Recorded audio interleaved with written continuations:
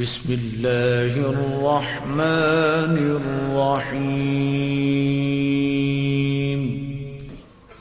آج آخری مجلس ہے، مجھے معلوم ہے، اور آپ نے جتنی توجہ مرکوز کی ہے گفتگو کی طرف، اس گفتگو کی طرف منعطف کی ہے، میں اس کے لیے بھی آپ کا ممنون ہوں، محسوس کر رہا ہوں، لیکن اسی توجہ سے فائدہ اٹھاتے ہوئے یہ عرض کر رہا ہوں کہ آپ، ہم، ہر فرد، ہر جوان، ہر بوڑھا، ہر مرد، ہر عورت آج جا کر جائزہ لے کہ ہمارے اندر کس قدر استقامت پائی جاتی ہے۔ مثالی بات نہیں ہے، آئیڈیل اپروچ چھوڑ دیجئے۔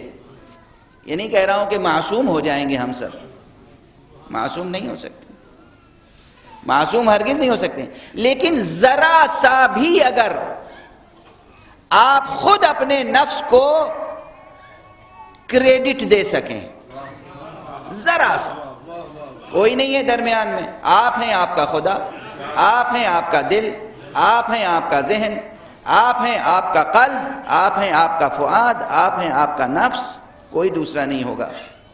رات میں ایک سجدہ کیجئے، 2 رکعت نماز پڑھیے، اور نماز پڑھنے کے بعد جائزہ لیجئے اپنے نفسوں کا، جہاں تک آواز جا رہی ہے، کہ ہمارے اندر کس قدر استقامت ہے کلمہ لا الہ الا اللہ کے ساتھ وفا کرنے کے سلسلے میں۔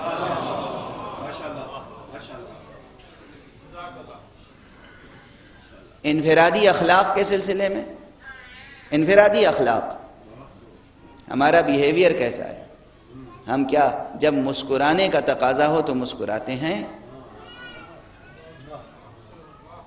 جب چہرے پر غیظ و غضب کے آثار دکھانے کا موقع ہے تو اس وقت غیظ و غضب کے آثار دکھاتے ہیں؟ کیا ہم کسی دوست سے ملاقات کے لیے اگر تقاضائے دین ہو تو ملاقات کرتے ہیں، یا صرف جب اپنی غرض وابستہ ہوتی ہے تب ملاقات کرتے ہیں؟ کیا ہم اپنے اعزاء سے تفقد احوال کرتے ہیں؟ تفقد احوال کے معنی ہے احوال پرسی، مزاج پرسی۔ صلہ رحم واجب ہے، صلہ رحم، عزیزوں رشتہ داروں کے ساتھ حسن سلوک۔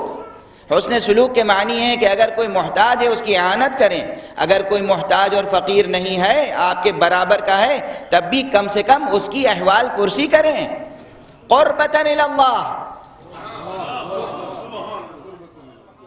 قربتاً اللہ۔